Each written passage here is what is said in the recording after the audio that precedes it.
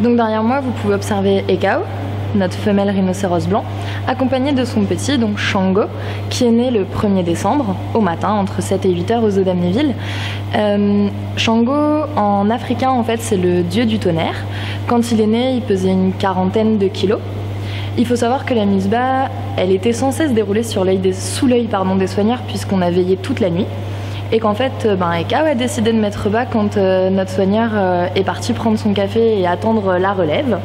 Heureusement, la Misbah a été filmée. En fait, tout s'est très très bien passé.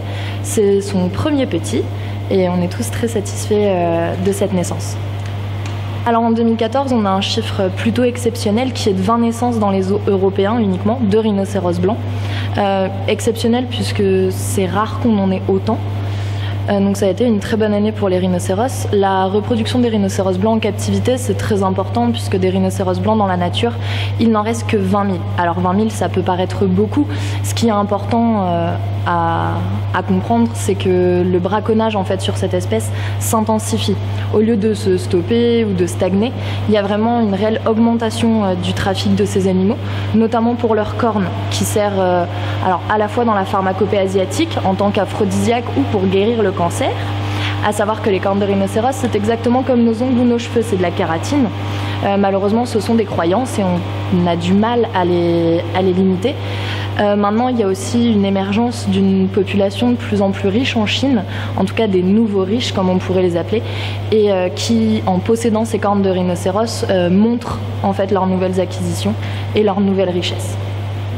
Nos premiers rhinocéros sont arrivés en 2003.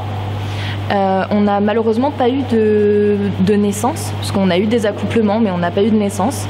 On n'a pas eu de gestation, du coup.